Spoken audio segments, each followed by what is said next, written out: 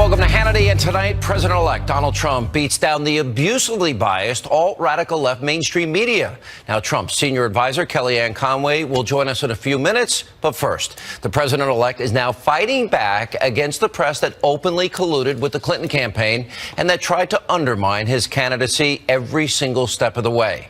Now, earlier today, he met with the New York Times. We'll have more on that in just a second. But first, yesterday at Trump Tower, network executives and anchors from CNN, MSNBC, NBC News, ABC News, CBS News, and Fox News attended a meeting meant to reset relations with the president-elect. Now, Fox News executives were in attendance, but they wouldn't comment since it was an off-the-record briefing. However, according to the New York Post, Donald Trump used the opportunity to call out many members of this dishonest press. Now, Trump reportedly told them all, quote, "We're in a room full of liars, the deceitful, dishonest media who got it all wrong."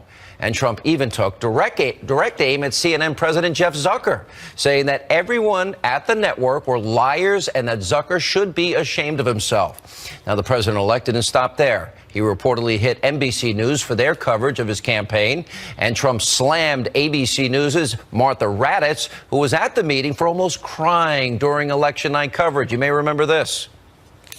Tim Kaine has a son in the Marine Corps. He was asked by John Dickerson, so if Donald Trump is democratically elected and your son is serving as a Marine, you wouldn't trust his life under that commander-in-chief? And Kaine said, I wouldn't.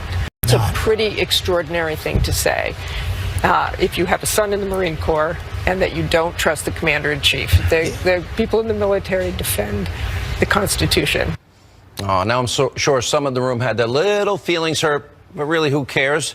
Didn't they deserve every bit of what Trump said to them? Now, keep in mind, some of these so-called unbiased journalists, they laughed off Donald Trump and said he never stood a chance years before he even decided to run for president. And they each had to eat their words. Watch this. Donald Trump has been saying that he will run for president as a Republican, which is surprising since I just assumed he was running as a joke. This man has got some momentum, and we better be ready for the fact that he might be leading the Republican ticket next. I know you don't believe that, but I want to go on.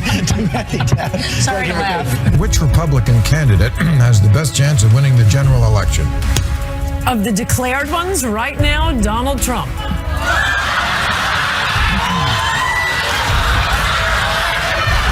Mr. Trump, to answer your call for political honesty, I just want to say you're not going to be president, all right? It's been fun. President Obama will go down as perhaps the worst president in the history of the United States! Exclamation point at real Donald Trump. At real Donald Trump. At least I will go down as a president. I think this is going to be really the beginning of the end of Donald Trump. It is likely to be the beginning of the end of Donald Trump sitting atop the GOP field. You wrote that this is the beginning of the end for Donald Trump. There's just no way to win if you over half the population doesn't support you. Talk about the biggest loser. Isn't that a show on NBC? He could end up being the biggest loser. There's a possibility, Nancy, that he could win.